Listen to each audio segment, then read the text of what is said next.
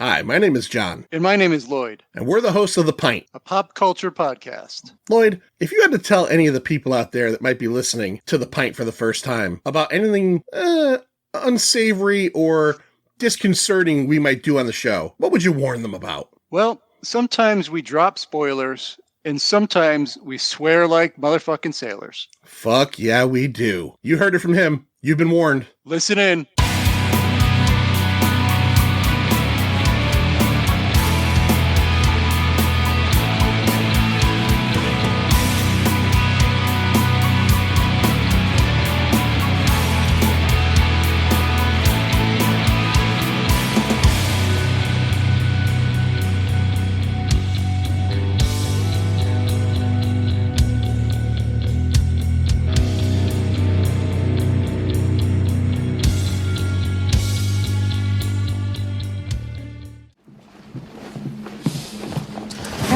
Let's get the keys.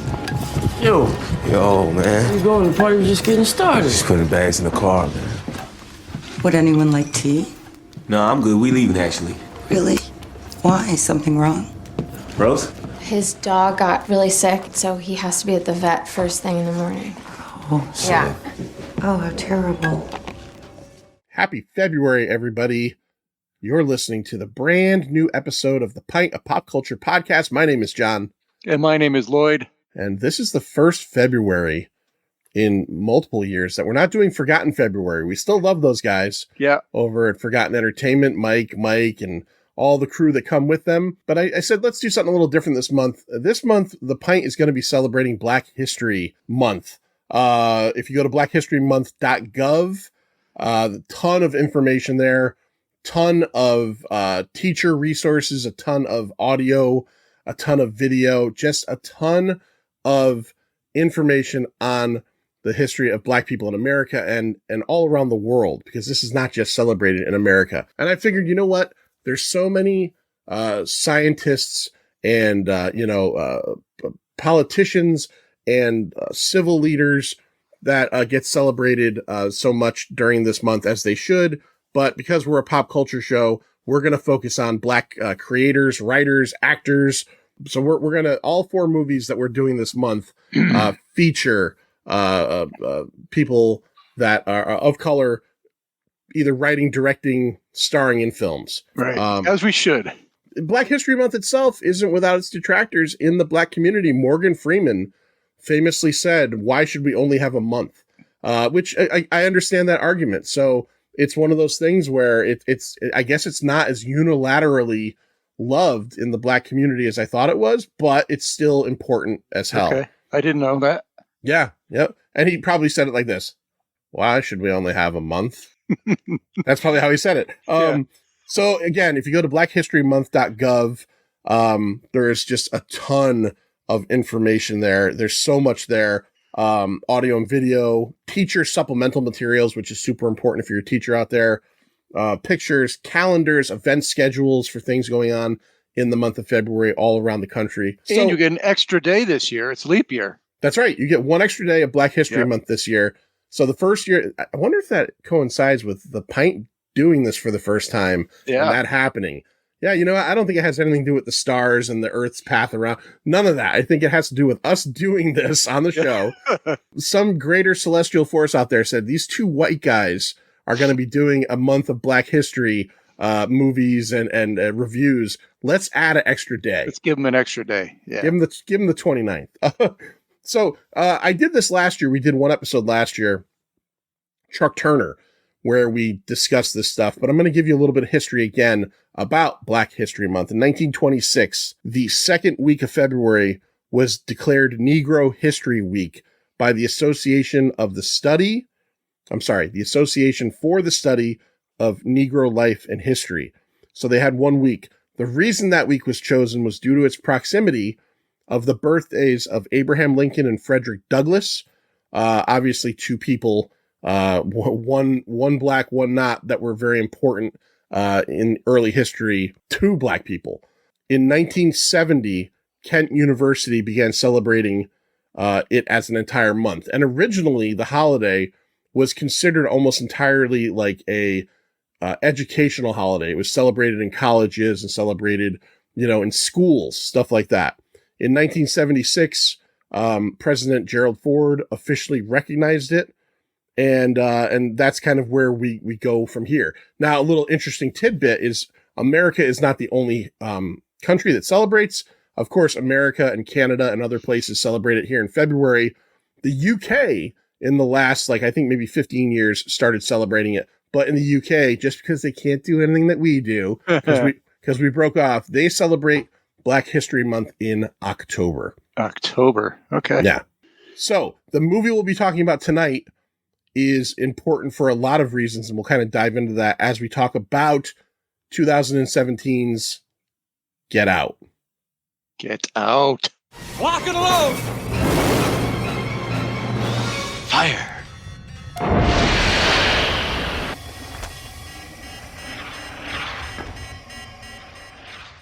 All right, so Get Out came out on February 24th, 2017.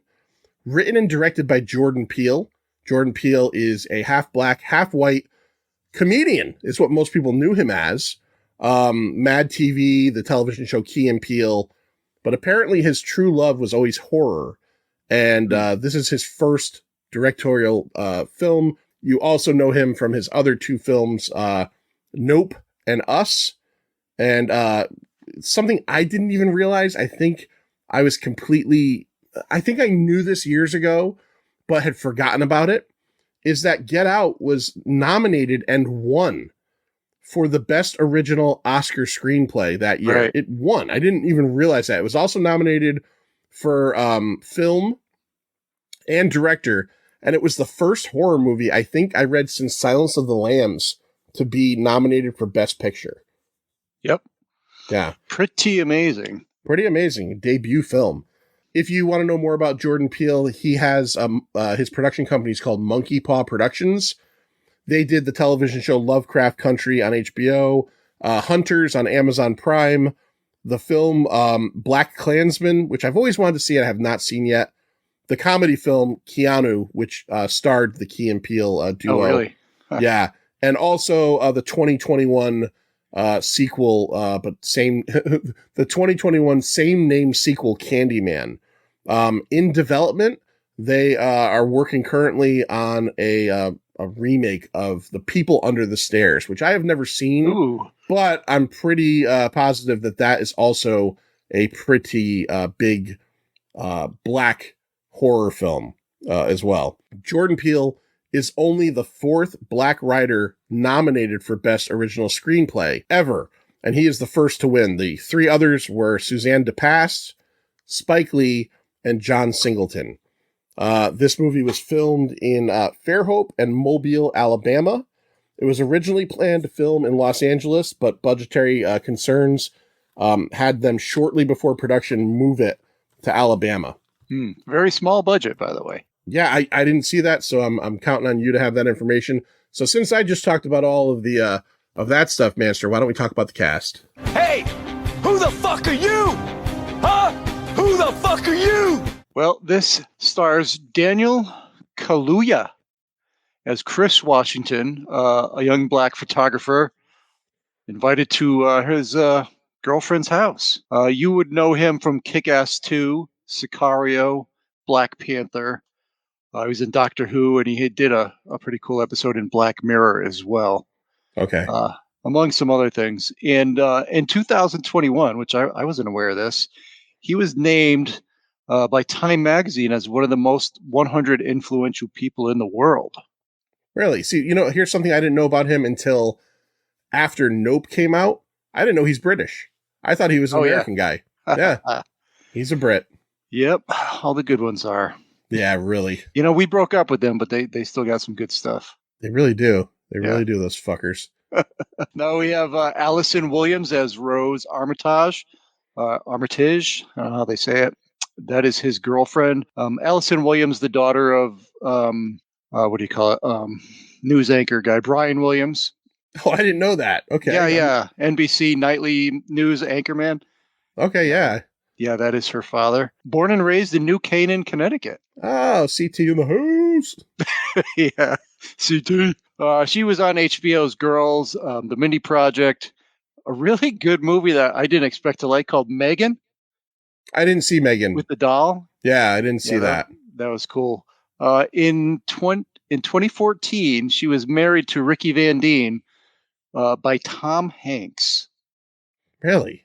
Yeah, Ricky Van Deen now is like some social director of Facebook, something like that. But they separated in 2019. I don't know if they're legally divorced or not, but yeah, I thought that was interesting. Tom Hanks, who would have known? Tommy H. Always where you least expect him. Right. Then we have Bradley Whitford as Dean Armitage. That would be Rose Armitage's father. He is a neurosurgeon. God, you know this guy from a million things, but best known, I believe, for The West Wing. Yeah. Yeah. He was in Revenge of the Nerds 2, Nerds in Paradise, the absolutely horrible RoboCop 3.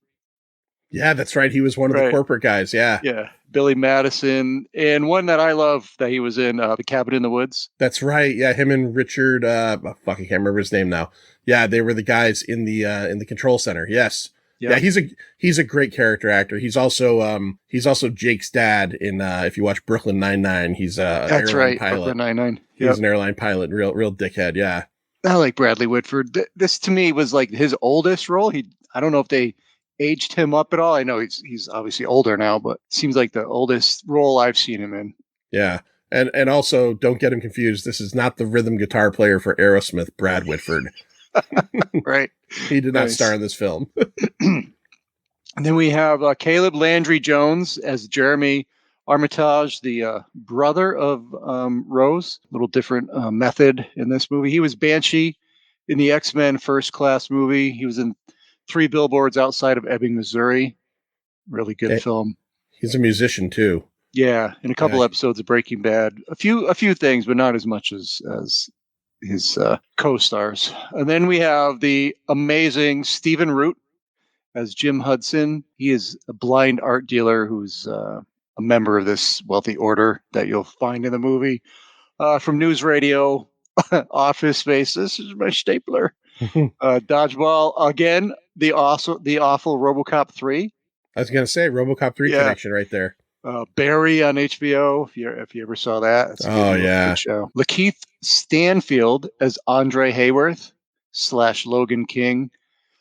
He was the black guy who got abducted right in the beginning and then shows up a little bit later. Plays Andre. He also played Snoop Dogg in Straight Outta Compton. Oh, I know him from other things. I didn't know he was in that. Yeah, Uncut Gems and one you don't really care for, Knives Out. Oh, that's right. He was the guy in Uncut Gems that was like the broker. Yeah. He's kind of a chameleon. Like exactly. Uncut Gems, he has like braids and he's a really good actor, that dude. Yeah, I like him. And then another, incomparable Catherine Keener as Misty Armitage, the wife of Whitford. Look at me.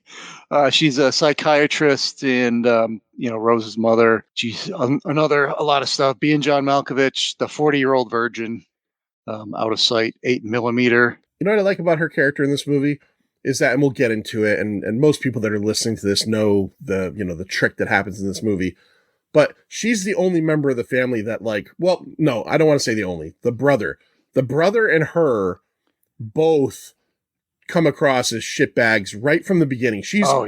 There's something like Brad Whitford comes across as a really amiable guy, and obviously the daughter does. The brother just comes across like, oh, he's probably like an alpha male and he drinks too much. But there's something about Catherine Keener from the first sentence she speaks that I don't like her. I don't trust this movie. This is the second time I've seen this movie, and this movie is totally different on a second viewing when you know what's happening in it. It's really a good second viewing. She's very controlled. Yeah. Whatever she's got going on, her scumbagness is very controlled. Let's see, a couple more. There's so many people in this movie that I really want to mention. Lil Rel Howard as Rod Williams, his friend, the TSA airport police officer guy. First of all, I just want to say, maybe one of the best friends in cinematic history. One of the best friend characters in cinematic history. He single-handedly will not give up on finding out what's going on with this guy. And I every scene with him is fucking gold. They're all good. Every scene with Lil Rel is fucking awesome. Yeah, he was in Bird Box. I don't know if you ever saw that No. Netflix show movie. In Free Guy, which I also really enjoyed that I didn't expect to. I didn't see that, but I played like a bank security guy named Buddy. He was also in a film that I liked a lot, a Netflix original a couple years ago that was like produced by the Jackass people called Bad Trip, where it was like, I've heard of it. Yeah, it's him and Eric Andre, and it's a really fucking fun movie. But yeah, I like him a lot. And his character's fucking awesome in this movie. All right, so Marcus Henderson as Walter, the groundskeeper, who is actually Roman Armitage. Betty Gabriel as Georgina, the housekeeper, who is actually Marianne Armitage. And man, oh man, can that lady act with her face? Yeah, with the single tears and all that shit. Yeah. And finally, I'll mention Richard Hurd as Roman Armitage. You don't see him very often, just at the end there, but man, you'll know him as in V, the Supreme Commander, and as Wilhelm, George Costanza's boss in Seinfeld. Yeah. Fucking Richard Hurd. Yeah. The coagula. Yeah, right. And I think about 1 million TV shows. Yeah. Oh yeah. He's been in everything. All right. So that's the cast. Let's get into it. It starts off with a young black guy walking through an affluent neighborhood, and he's being tailed by a car. He's on a cell phone, and he's making the whole idea of this movie, the general idea of this film, and like what I think Jordan Peele wanted to put out there was like the general everyday fears that black people must have in America that are fucking greatly earned, unfortunately, through a lot of things. Like there's like when he's being followed by the car, he's talking to himself and saying, don't freak out. I don't want it. Cause he's worried if he does the wrong thing, which could be running away or confronting the person, that he's going to end up like looking like a bad guy. So there's all this like all racial, like levels of racial tension in this movie. So I did a little bit of research into like what this is like. So I don't know if you read anything about it, but this phenomenon called double consciousness. No. What's that? And it basically talks about the sense of always looking at oneself through the eyes of other people, which is, this was a theory or whatever, what have you, developed in like 1903. I have it written down somewhere in these notes, but I'm not going to search. So it's basically, it's applied here as, through an African American. Back when it was written in 1903, it was basically called the two-ness of an American and a Negro. So trying to live like two roles. Right. And, trying to be true to your own heritage, your own self, but also trying to look good in other people's eyes. So, which can also be used for like, race, gender, sexuality. So there's a lot of people that deal with this thing called double consciousness. And that's a lot of what this film is tapping into. Right. Yeah. And his exact idea in the beginning is he knows he's being followed, but he doesn't want to look suspicious. He knows that even though it's not suspicious that he's walking through this neighborhood, that somebody is going to misconstrue it as being suspicious. Yeah. And he decides to finally do like kind of the smart thing and walk the other way.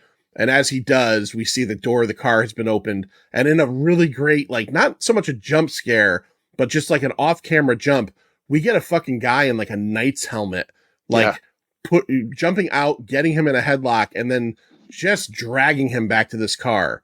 And the song, did you notice the song that's playing on the radio? What was it? I did notice. I can't remember now though. It's some old timey song, but the lyrics are Run Rabbit Run. Oh, right. Yeah. So he tosses him in there, and then we kind of get the credits and we move on. We move on to Chris, who is living in, I believe it's New York City. He's a photographer. He lives on his own, and he's going to be going to meet his girlfriend's parents at their affluent upstate, house for the first time ever. Very secluded.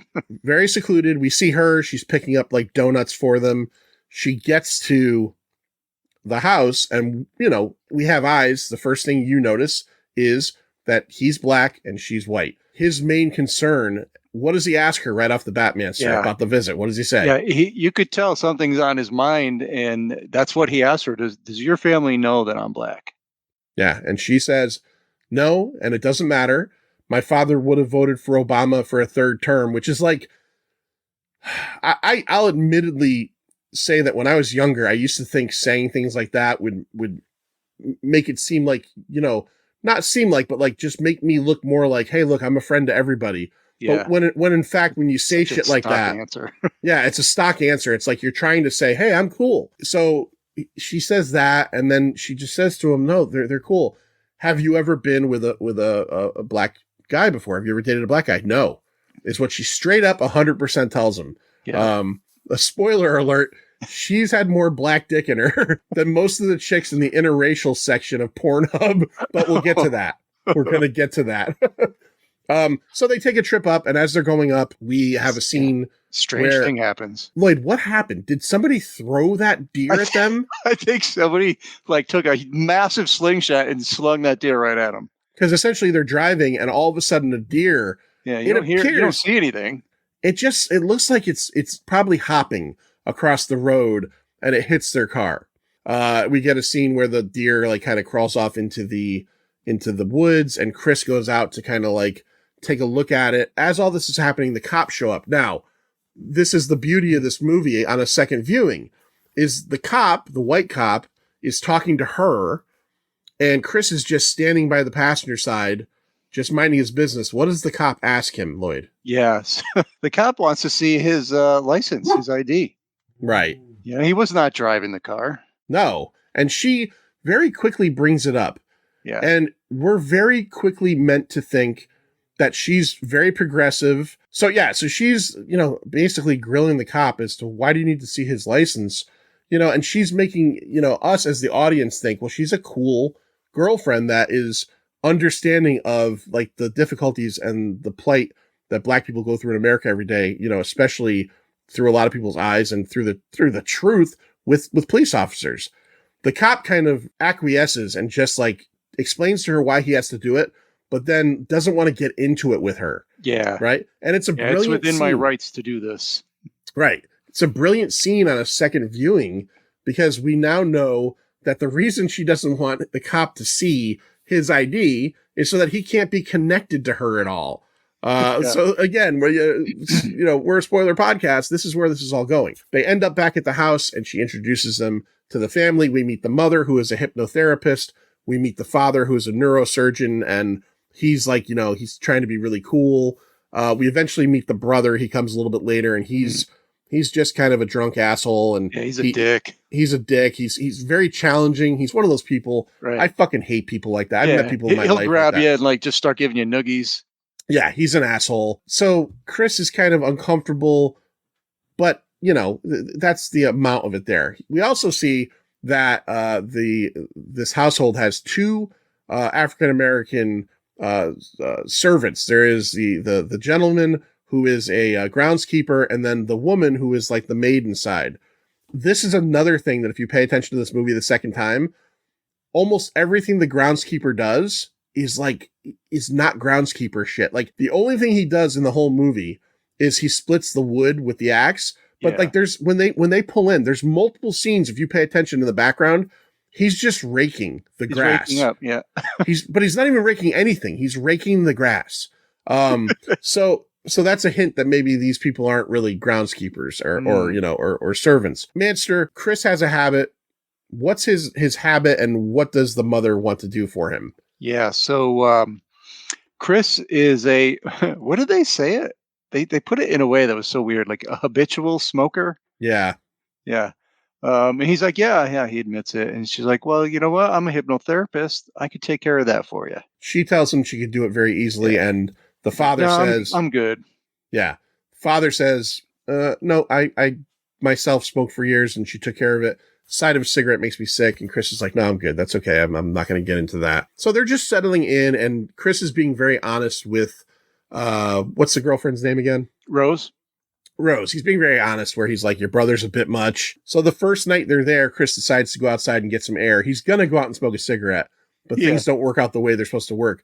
As he goes outside, we get what is like a very stark scene, Lloyd. What happens when he goes outside? I believe, are we talking about the running? The sprint? Yeah. The sprint. So it's kind of like, what movie did something similar? I've actually seen it in a few, but I guess I'm thinking of Monty Python. Oh, running. Yeah, I know what you mean. Yeah. Yeah. So when the guy is there and he just sees like Lancelot on a horse, like coming forward, and then all of a sudden he's just right there. So this guy, this groundskeeper, Walter, is just sprinting directly at him, like up the sidewalk, up the driveway or up the yard or whatever. And then I don't know, he must have been maybe 5 feet from him and takes a hard right turn. He's in full groundskeeper work clothes. Yeah, and it's dark out, Yeah. It's now, weird.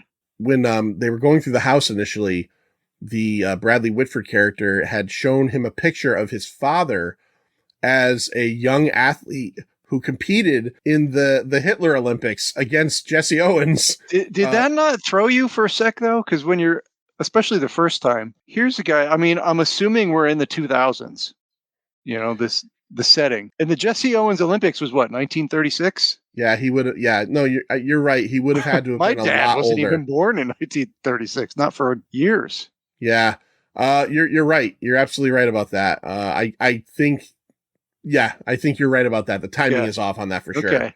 Yeah.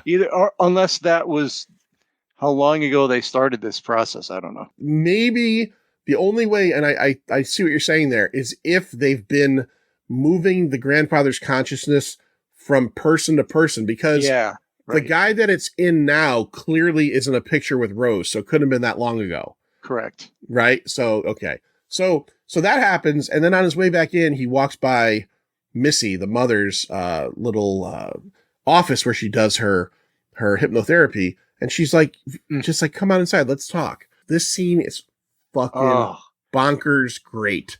This scene is bonkers great.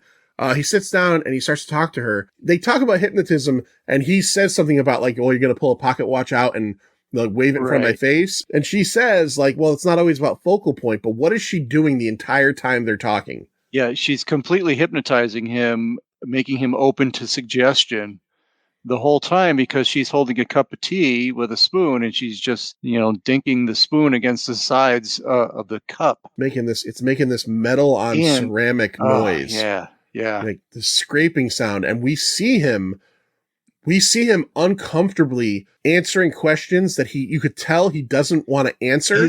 His level of discomfort and unease in that scene, just goes from a little bit awkward to just like, holy shit.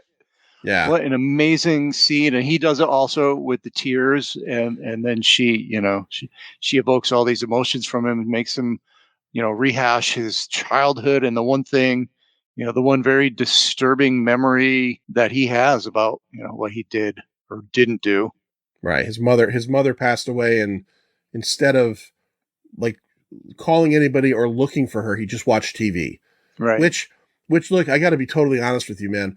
I'm not saying that's something I would do, but like I understand inaction. You know what I mean? Like I understand sometimes the fear of doing the next thing because it's going to lead to the next thing. And whatever it was that happened to him in that situation, he just didn't act. And he has issues over it because they told him his mom didn't die. His mom got hit by a hit and run driver while out at the store. He sat in his house watching TV. He waited too long. They told him that when they found her, she was still alive, but just hanging on. If they had found her earlier, she could have survived, and he is living with this guilt. Yeah. And Missy knows it, and Missy fucking utilizes it against him. But then what's sink into the floor, Lloyd? That's fucking insane. Man. Yeah, that was so crazy. So she knew, I think at one point she said, you can't move. And he's like, yeah, why can't I move? And it wasn't long after that, she just tells him to sink. And I think he resists for a moment, right? And then he can't. He tries, but he literally... Then she says again, sink, and then it says like you're in the sunken place, or because then it also flashes back to him, watching TV as a child, also sinking into the bed or the couch or wherever he was sitting. And then he sinks through the chair into just blackness, like it seems like it might be like sinking in outer space or, in the ocean or something. But, and he sees, he falls further back and it's all black around him, but he can see like a television screen getting smaller and smaller of the mother, Missy, directly across from him. Amazing scene. Wakes up in his bed to a start, but he doesn't remember anything. He says to Rose, he's like, I think your mom hypnotized me last night. He doesn't remember anything. Right. Which is fucking scary as hell. Now, meanwhile, while all this is happening, his friend, the TSA agent, is looking for him because he can't get a hold of him because they've been doing things with his phone. Like they've unplugged it a few times. And he's very suspicious of this family without even knowing. He's almost like, like the title Get Out, Jordan Peele said, is like, it's him evoking black people yelling at a movie theater screen. Right. Like, black people in movie theaters, the old joke is, like talking to the screen, but like they would be saying to his character, get out, and that's kind of what his friend is kind of looking at it from that side, except his friend's whole theory is that they want to make him a sex slave.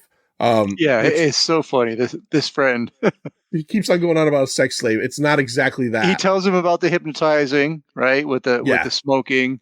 And he's like, hell no, you ain't getting into my head trying to change me. Yeah. He says, he goes, they did that? And he's like, yeah, you got to get the fuck out of there, man. Yeah. So that's how like the friend starts getting involved and he's concerned about him already. So Chris, the next day, they go and they're having a big party. And Rose acts that like the daughter didn't know about. she didn't know about it. And the mother's like, we have it on the same day every year. So it is a party, but like, what's up with the guests at this party, Manster? Like, what's going on? Yeah. So they're all these older, there's no young folks at this party. No. Except for, we discover, shortly into the party, the young man who was abducted in the first scene of the movie. But it's all these older white, I guess they're all part of this, what is it, Coagula? So at first I thought it was all their family, but I don't think it's all their family. No, it's just, well, so what I read in doing like the prep for this episode, it's never mentioned in the movie, but the night helmet in the car that the brother wears is a hint that this is supposed to be like a offshoot centuries and centuries and centuries down of the Knights of Templar or the Knights of Columbus or something that like their goal order. It's a very old order. And they have created, the Armitage family has created this process, the Coagula process, which we'll get into in a few minutes, and offers it to these people, which is essentially a kind of eternal life. But you're right. Everybody's old. Everybody that sees and meets Chris, because Chris doesn't know it, but Chris is on the auction block. Yeah. Is sizing him up. Like one guy is an older guy who can't golf anymore, but he was a professional golfer. And also again, he loves the awkward white guy trying to like make himself seem cool to a black guy. He's like, I know Tiger, but like he says to him, can I see your form? Right? Like he wants to know if Chris has like the ability to be a golfer. At one point, one of the older women is like touching his body. Yeah. Because she wants to fuck him. She wants to put her old, infirm husband's consciousness into his body. And she even says right to the husband, she's like, oh, look at this. Chris just thinks it's eccentric fucking white people, older, rich white people. Yep. He does meet one guy that seems pretty cool, though. Who does he meet, Manster? So he goes down a little away from the rest of the crowd and sees, what was his name again? The Stephen Root character. Yeah. Just sort of sitting by himself. He seems to know who Chris is. Jim Hudson. He is a blind art dealer. He used to have sight and he was a photographer, but he lost his sight and, he would love to be able to see again and have an eye because Chris is a photographer and he's very good. Yeah. Jim Hudson's assistant describes to him all the work. And he is kind of like, he's really into Chris's work because he's like, you have an eye, man. Like I remember what having vision is like, and you have an eye. Then we get like another like great scene in this movie is the silent auction, because it's just so weird. It's just so weird. So Chris They're playing and bingo. Rose, so Chris and Rose go to take a walk. Rose and we kind of see now that Rose like takes Chris on a walk, and that's when the Bradley Woodford character, Dean Armitage, says, "Oh, let's go down to the gazebo for bingo."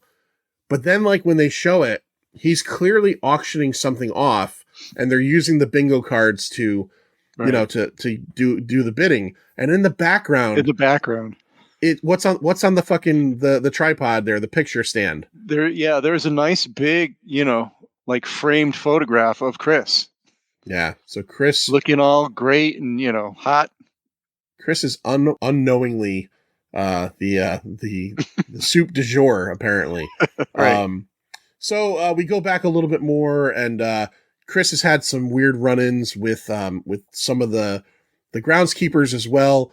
At one point, he has a run-in with, as you mentioned, Lakeith Stanfield's character is at the party with one of the older white women, but he's dressed as if he's an old white guy, and he's talking as if he's an older, affluent white guy. Mm-hmm. But Chris is like, I know this guy from somewhere.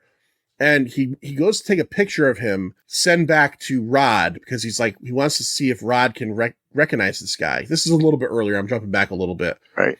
When he takes the picture, the flash goes off. And when the flash goes off, the Logan character, this nicer, older kind of acting guy, very Tiger Woods looking type dude. He's very much dapper. Very dapper. He becomes Andre again, and he just starts screaming at Chris, "Get the fuck out. Get out. Get out."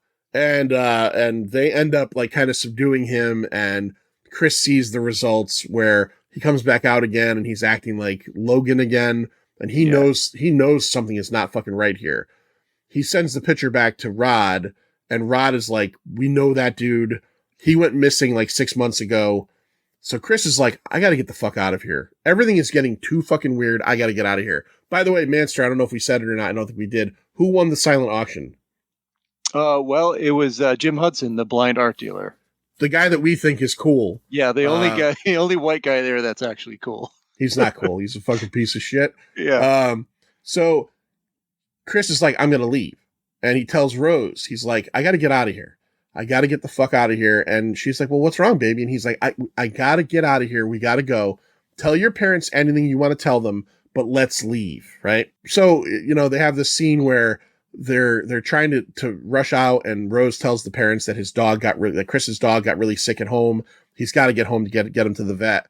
And as this is happening, all of the deception is coming down.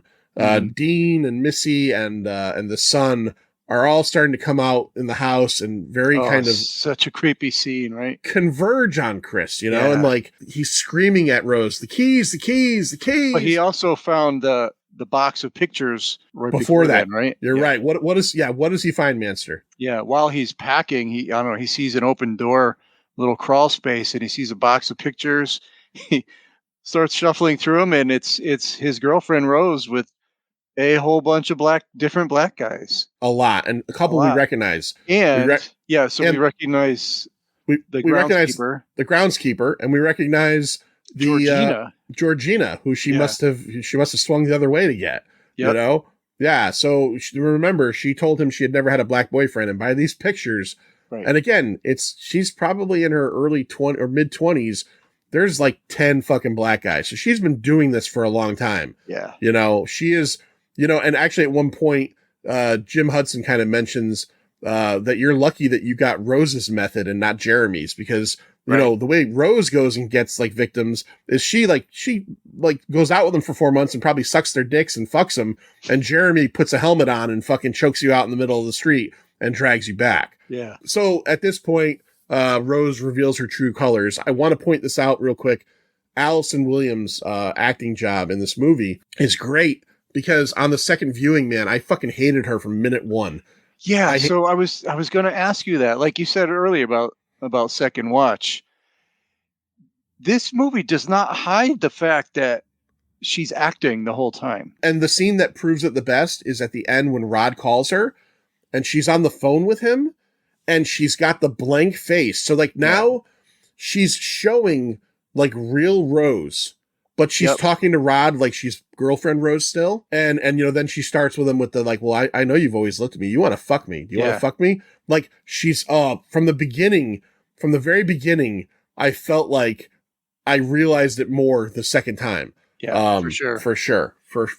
So Chris ends up waking up and he is now again been hypnotized. He's tied to a chair, like a leather recliner. And there's a big old fashioned wooden TV in front of him. Yeah, the old console TVs. Old console TV. What does it show? What do we get? So the first thing that shows is the old man Armitage. Was it Richard Hurd? Yeah, Richard Hurd, yeah. Just explaining, they're like, well, if you're watching this, so you're in this situation, and let me explain what's going on, and basically, says how that they've found a way to transfer, consciousness into their bodies, and like, it's all good, you're still going to partially be there. You're essentially going to be in the sunken place. Yeah, you'll be in the sunken place. You're going to be a passenger. You're not going to have any free will. Whoever is the person that takes your body will be driving, and you will just be there. And that's like when I was watching it this time again, that's a nightmare. That's a fucking nightmare. One of the things Jordan Peele said when I was reading an interview with him about this is that he was greatly influenced by Lost and the Dharma Initiative videos. If you watch Lost, he basically says it's called the Coagula. We're doing this thing. We have the Armitage family has perfected it, and we offer it to our friends that are part of this order with us. So what's going to happen is Dean Armitage. Look, it's impressive enough that Missy has a psychiatrist's office in her house. I know a lot of psychiatrists do. But Dean Armitage is a neurosurgeon with a surgery suite in his fucking house. Ain't nobody got that shit. So he's got Jim Hudson there and he's prepping him. He saws off his fucking head, rips his scalp off and everything. And he's going to take Hudson's consciousness and put it into the body of Chris Washington. Now, Chris figures out a way to defeat the hypnosis master. Yeah. So first he sees the video of Armitage. And then I think he falls under again. While he's falling under, he's scratching the arm of the chair with his nails and looks down and sees the stuffing coming out. But you don't see, it's kind of just a moment that you notice. And then a bit later, Jim Hudson comes on the same video TV screen and, describes, hey, buddy, this is what's happening. And then right as that happens, at the end of that scene, you see the coffee cup on the TV screen, right, and the spoon, yeah, right, and the spoon, the tea cup, and the spoon, and you're like, oh well, he's gone down into the sunken place again. He falls over and just like you expect, and then sicko brother, what's his name? Jeremy comes in, and he's willing an IV, and he's got the doctor masks on and stuff. Yeah, no, our buddy Chris, you kind of see just a moment off on the screen, but you don't see him get up. But you see his hand picking up a croquet ball. Yeah, and just bashing that guy in the head twice. And I'm screaming at the TV, "Do it more! Do it more!" Yeah, fucking cave his head in. Yeah. So he beats Jeremy with the croquet ball, and he leaves that room. And then, and you see him. Yeah, he pulls the wadding from the couch out of his ears. That's how he avoided the hypnosis. He goes out and Dean Armitage, the father, is calling for Jeremy. And he's like, because he's supposed to be helping him with the surgery. He goes out in the hallway to check. And earlier in the movie, we saw like a fucking, I don't know, like a buck, like a buck. 8-point buck up on the wall. And Daniel Kaluuya there, fucking Chris, he rams fucking Dean Armitage through the body with this fucking thing. So now he's got that right through the fucking like the chest and the neck and kills him. He goes down the hall, and as he goes down the hall, he runs into the mother. but he sees where the coffee cup is and the spoon, and he smashes it, right? Or he knocks it off the table. Yeah, so she he can't gets get there to it. first. Yep. He gets there first. And then how does he kill her? He stabs her, right? With like a letter opener? Yeah, he had some sort of letter opener or whatever, and she grabs it to stabs him through the hand, and I guess Yeah, he and grabs it out of his other hand and gets her. puts it through her eye, I think. And Yeah. then as he's just about to get out of the house, we haven't seen Rose, but we know Right, she's coming. Rose is upstairs checking out NCAA.com, trying to find her next victim. Yeah, she's eating. No, this made me think of Larry. This Yeah. made me think of Larry. She's eating a small bowl of dry cereal, Fruit but Loops. she's washing it down with milk. But that none of that's weird, right? Because okay, Larry likes dry cereal. I don't get it, but so even eating dry cereal and drinking it with milk isn't weird. What was weird is it's Fruit Loops, and she's eating one at a time. One. She takes one and she bites it with her front teeth.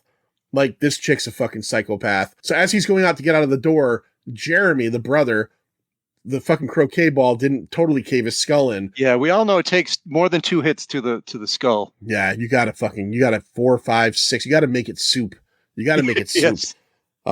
So they get into a bit of a fight. And earlier in the movie, Chris had mentioned he had taken judo when he was a kid. And Jeremy is like, no, it's gotta be jujitsu. You gotta think 3 moves ahead. As they're fighting, Chris goes to open the door once, and Jeremy kicks it shut as he's got him in like a headlock or a full Nelson. They struggle some more. He grabs the door again, and as he opens it, Jeremy kicks the door a third time. On the third time, he opens the door, and as Jeremy goes to kick his leg out, Chris fucking stabs him in the fucking leg with the letter opener again. So there's that little bit of like 3 steps ahead. How does he kill him though? It was great. So after he stabs him in the leg, and I don't know about you, but I knew on that last one when he reached for the doorknob again, I just knew, I'm like, there's no way he's trying to get out. He's just suckering him this third time. So Jeremy falls over and they just fight a little. He knocks Jeremy down and then he head stomps him. Oh, he kicks. That's right. He fucking kills the fuck out of him. And you don't see any of it, a la American History X, but you hear the final crunch. Yeah. So he gets out of the house and he's just trying to get away. Rose is chasing after him with a shotgun as he's running down like their long kind of like driveway. She's shooting at him. And then she says, "Go get him, Grandpa." And the groundskeeper is doing his sprinting thing and fucking runs at like full speed and tackles Chris. And they start to fight. And as they're fighting, it's just like they're rolling around. But Chris remembers what happened with the Andre character earlier, and he takes his phone and he blasts this guy in the eyes, knocking his consciousness back out again. Right. So they both get up, and Rose comes out with the gun, and she doesn't realize it, but what's happening at this point, Manster? Yeah, she Chris is taken off in the car and hits Georgina. Yeah. Well, Georgina gets in the car with him, and she's trying to kill him. Right? There's a couple. Yeah. Georgina ends up dead. He has knocked the consciousness back out of the groundskeeper, so he's back to who he was. Fucking Rose comes out. Yeah, Rose comes out with the gun and says, is going "Finish to him." finish off Chris, but I guess gives it to Walter. Wants to do it, right? He says, "Let me finish it." Yeah. So he takes it, but at this point, he's not Walter anymore. Right, he's not Walter. So he takes the gun. You don't know what he's going to do, but you kind of suspect. But yeah, he points it right at Rose, gets her right in the gut. Yeah, good gut shot. She's fucked. She's on the ground like fucking screaming. And then he points the gun at Chris, but then he puts it under his chin. Yeah. And, instead of having to go back to that, he blows his head off. So as all this is happening, and like we said, Georgina ends up getting killed. That's the grandmother. All of a sudden, the cops show up. We see. Yeah, and a great callback scene to the cop we know from earlier. Right. We're figuring, this cop, somehow knew something was going on or whatever. And fucking bitch ass Rose is on the ground acting like the victim, like, help, he's trying to kill me. And in one of the great scenes in the whole fucking movie, fucking Rod gets out of it. It's not, you see the door, it says TSA. The airport, TSA. TSA. It gets out, And he basically is like, we didn't talk about it fully, but at one point Rod goes to the cops. There's much more Rod stuff that is him kind of looking into what's going on with Chris. But he saves his life. He saves his life. They leave Rose, right? They just leave her there. Yeah, they just leave her. Yep. Yeah, they get in the car, they take off, and as they're leaving, they just let her sit there. Yeah, And he says something like, how'd you find me? He's like, TSA, man. TSA motherfucker. Yeah. Yeah. And that's essentially the end of the movie. Yeah. Rose is left there. She's going to die. This is a movie that I know I read in one of the things I was reading that people always ask Jordan Peele, and he says, I'll only do a sequel if I have a better idea than this one. I hope he never touches this again. No, don't touch it. Just leave it. Don't touch it. Leave it alone. Leave it alone. All right, Manster, let's talk about the box office. Hey, sing it, baby, I got your money. Sing it, girls. I said, hey, just sing it right now. I got your money. So we have a budget, as I alluded to earlier, a low budget of $4.5 million. Holy shit! This movie made money hand over fist. I must say. Yeah, it sure did. It opened at 33.3 million domestic, full box office 176 US and 255 million on a $4.5 million budget. $4.5 million budget and a horror movie. Right. That's crazy. Yep. So the weekend of February 24th, Yes. 2017, which was Black History Month. Yep. Number 5 that weekend was 50 Shades Darker, 7.7 mil. The Great Wall, number 4. John Wick Chapter 2, at number 3. And the Lego Batman movie at number 2 with 19 million. And Get Out at number 1 that weekend, 33.3 millions.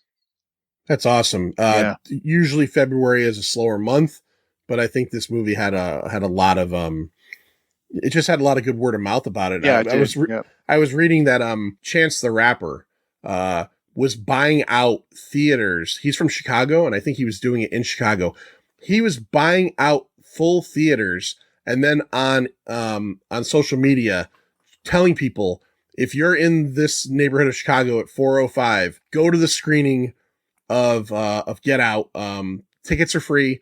Just show them. I don't remember how they determine. Like, go and show ID, right, and tell them that I sent you. And until the theater's full, people can go. And That's he was doing amazing. that. He was doing that for like a couple weekends, I guess, because he liked the movie so much. So, a lot of good buzz with this film. All right, Yeah. I think it's time we rate this thing. Watch a few movies, take a few notes. It was fun. As you all know, 0 to 5, 0 being the worst thing ever, 5 being the best thing ever. Quarter and half scale optional. I'll go first. So this is the second time I've seen it. I saw it on video like the year after it came out, and I really fucking enjoyed it. Really enjoyed it. I bought it on Blu-ray and just never got around to it again. I do like Jordan Peele a lot. Spoiler for if we ever do a future episode. I did like Us, but I don't think it holds up in terms of just something about the plot doesn't hold up so much for me. I really fucking liked Nope a lot.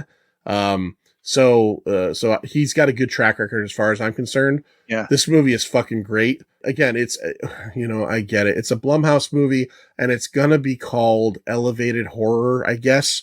Whatever that means. Doesn't matter what that means. This movie hits on all cylinders. Like, when you get to the end and Dan and Chris has to get out of the house, like, he knows what he's up against. You get like the kind of slasher battles with him taking out the family one by one. You get the elevated, I guess, horror stuff of like the scene of him being hypnotized by Missy. It's super memorable, and it's scary as fuck. The entire idea behind this movie of being manipulated to such an extent, and it's obviously heavily influenced by like Invasion of the Body Snatchers and films of that ilk where people are going to lose their identity. It's just a really well written movie. The dialogue is really well written. It feels real. The cast is great. I have one problem with this movie that I just don't fully understand. Is I get the idea behind the whole thing is like, okay, so it's almost like that horrible Jimmy the Greek thing from years ago is like, Why are they using black people? And it's brought up in the movie. Well, maybe they're stronger, more athletic, that whole thing, right? That's fine. I have no problem with that. What I have a problem with, why have your grandmother and grandfather act like servants when he comes? Just have them stay in a wing of the house nobody's going to see them at for a couple days. Am I right? Or do you think that they did that to have him feel more comfortable with them?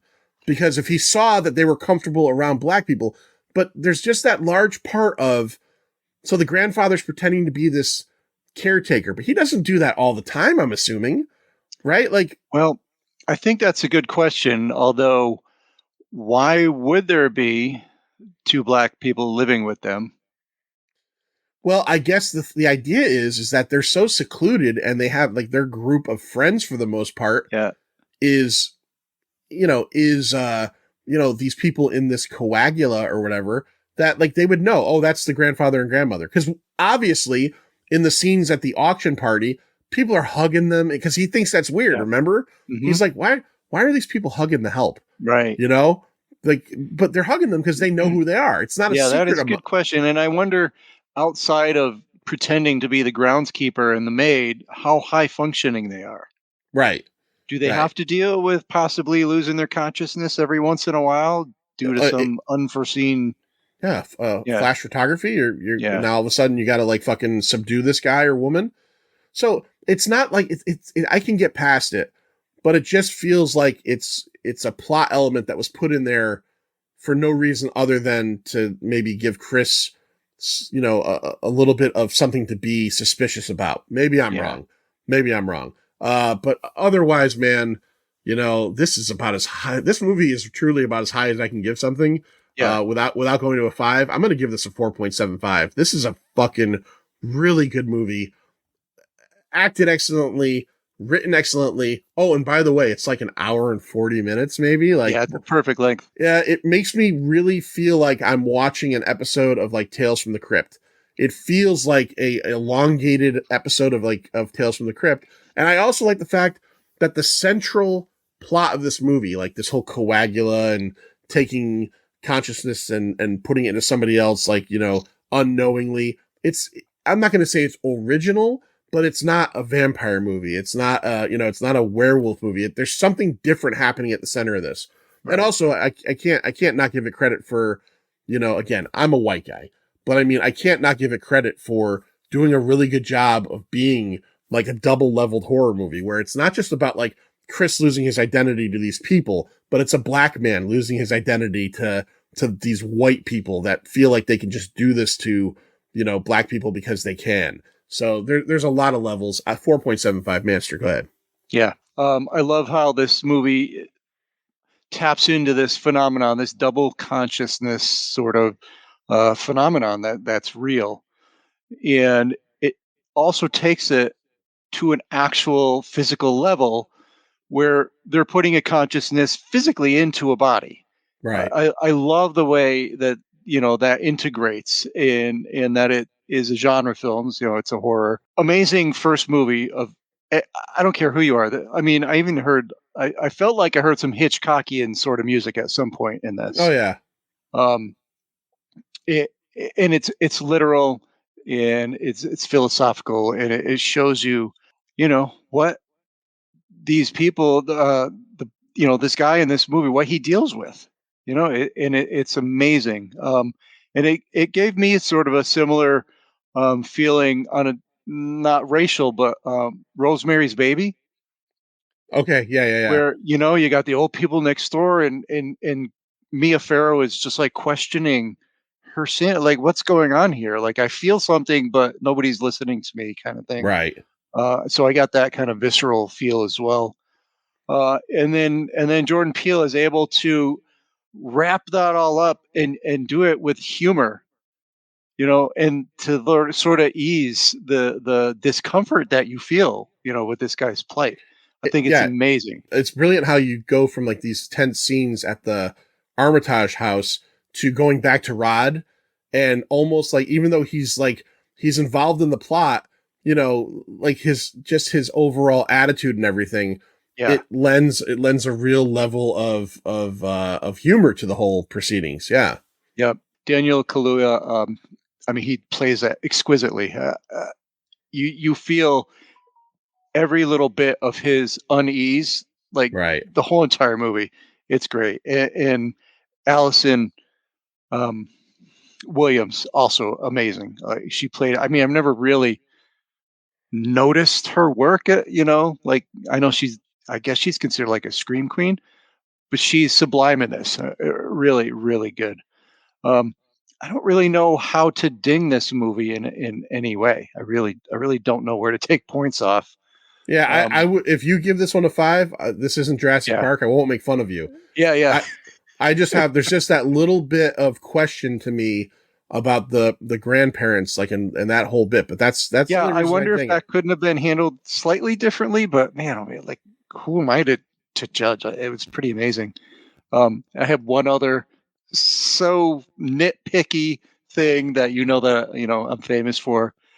How does he get that fucking padding, the straw stuff into his ears? I agreed. How does he do it? Because his hands are tied down. His hands are strapped down. He can't move his hands at all. I agree. I thought the same thing because I knew from seeing it the first time that that's what he was going to do. Yeah. But as I was watching it, I was thinking to myself, how's he going to get that into his fucking ears? But whatever. Whatever. I'm just going to assume he can contort his like get body his head and like slide sort of his head down. Yeah, like maybe get the stuffing out, turn his hand around, and then somehow like plug his head over into it. Yeah, it's interesting. That's probably the only way. So yeah, that's what I have written down here. 4.75 out of 5. Maybe 15 minutes from now, I'd be like, yeah, that's a 5. All right. So what are you leaving this episode at? I'll go with you. 4.75. All right.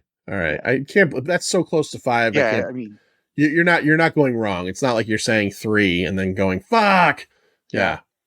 All right. So that is episode 1 that we have done here on Black History Month. The Pint is celebrating the films of African American and African European, African writers, filmmakers, directors, actors. Coming up this month, we will be doing the original Candyman from 1992. We will be doing 2 Wesley Snipes movies. Our insiders over at the Pint Insider voted on a list of films. Passenger 57 and New Jack City will be coming up as well. I don't know what order in yet, but that's all right. So, Manster, tell everybody where to find us. Well, find us anywhere you get your podcasts. On FaceTube, on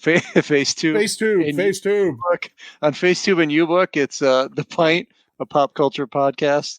On Instagram and Threads, it's at The Pint Podcast. And of course, you can become a Pint Insider at www.patreon.com/The Pint. Go to blackhistorymonth.gov and then go to FaceTube and YouBook. Go to FaceTube and YouBook and check out The Pint. See ya. See ya. It's over, Johnny. It's over! Nothing is over! Nothing! You just don't turn it off!